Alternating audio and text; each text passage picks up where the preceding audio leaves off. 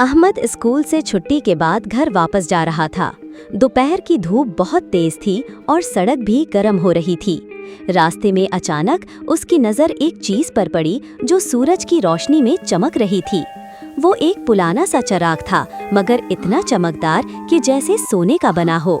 अहमद के दिल में फौरन ख्याल आया, ये तो शायद जादुई चिराग है। उसने जल्दी से चिराग उठाया और अपने बैग में छुपा लिया। अहमद का दिल खुशी से धड़क रहा था। वो रास्ते भर सोचता रहा कि अगर वाकई जिन निकला तो वो कौन सी 3 ख्वाहिशें करेगा। घर पहुंचते ही अहमद ने हंसपे आदत अपना बैग जोर से सोफे पर फेंका और खुद भी दूसरे सोफे पर ढेर हो गया। जूते इधर उधर फेंक दिए, जराबें भी वहीं छोड़ दी और टीवी ऑन करके आराम से बैठ गया। कुछ देर बाद अम्मी किचन से बाहर आईं।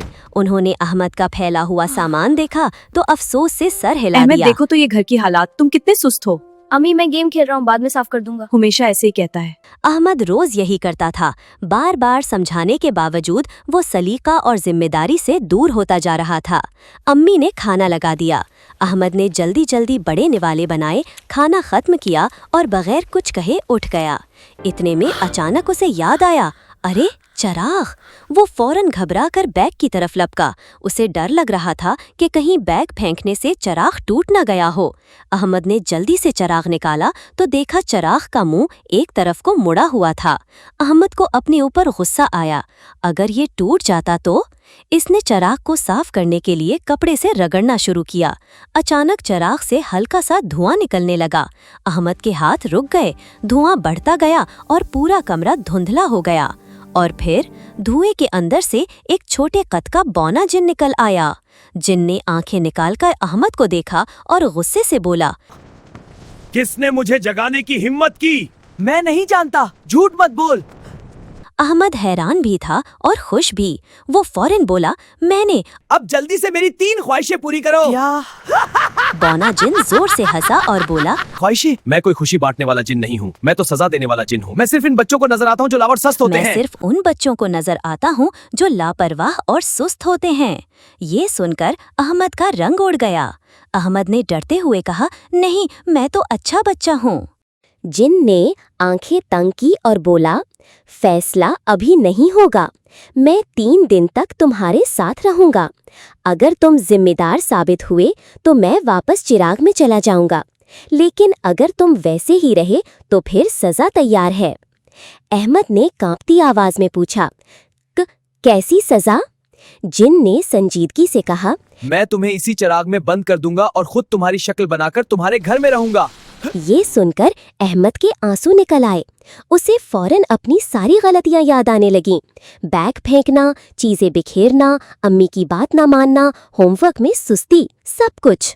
अहमद फौरन उठा और दौड़कर कमरे में फैला हुआ सामान समेटने लगा। जोराबे उठाए, जूते सीधे किए, बैग को जगह पर रखा, यूनिफॉर्म तह करके अलमारी में रखा, बर्तन उठाकर किचन में रख दिए और हाथ मुंह धो लिया। अम्मी हैरान रह गई, आज मेरा अहमद इतना तेज कैसे हो गया? शाम को अहमद खेलने जाने लगा तो उसकी नजर बौने जिन पर पड़ी जो उसकी कॉपी खोलने वाला था। अहमद को याद आया कि उसका होमवर्क अभी अधूरा है। वो फौरन भागा, कॉपी उठाई और तेजी से अपना काम मुकम्मल किया। फिर इत्मीनान से खेलने चला गया। यूं अहमद ने अगले 2 दिन भी अपनी जिम्मेदारियां पूरी की। वो वक्त पर उठता, चीजें सलीके से रखता, अम्मी की मदद करता और पढ़ाई भी मुकम्मल करता। तीसरे दिन की रात अहमद के दिल में खौफ था, पता नहीं जिन क्या फैसला करेगा। रात के खाने के वक्त दरवाजे की घंटी बजी। अब्बू के एक पुराने दोस्त अपने बेटे के साथ आए थे। सब खुशी से मिले, लेकिन अहमद की आंखें जैसे रुक गईं। उसे सिर्फ वही बच्चा बौने जैन जैसा दिखाई दे रहा था। अहमद का दिल जोर जोर से धड़कने लगा। खाने के बाद अब्बू के दोस्त ने हंसते हुए कहा, भाई, अहमद की सस्ती खत्म हुई, अभी भी वही पुरानी शरारतें हैं। हाँ, शरारतें तो अब भी हैं, लेकिन सस्ती कम हो गई है। अहमद के माथे पर पसीना आ गया। उसे लगा अब सबके सामने इसकी शिकायत होगी और जिन उसे चिराग में बंद कर देगा। लेकिन अम्मी मुस्कुरा कर बोली, अल्हम्दुलिल्लाह मेरा बेटा बहुत बदल गया है। अब अपने काम वक्त पर करता है, चीजें संभाल कर रखता है और काफी समझदार हो गया है। ये कहकर अम्मी ने अहमद को प्यार से गले लगा लिया। अहमद के दिल में सुकून आ गया। उसे महसूस हुआ कि जिम्मेदारी कोई बोझ नहीं होती, बल्कि इंसान की इज्जत बढ़ा देती है। छोटे छोटे काम करने से वक्त जाया नहीं होता, बल्कि जिंदगी आसान हो जाती है। अहमद ने दिल में पक्का वादा किया, अब मैं कभी सुस्ती और लापरवाही नहीं करूँगा। उसने आहिस्ता से बौने जिन की तरफ देखा। जिन उसे देखकर मुस्कुरा रहा था। अहमद भी मुस्कुरा दिया। अब अहमद को जिन से डर नहीं लग रहा था, क्योंकि वो वाकई बदल चुका था।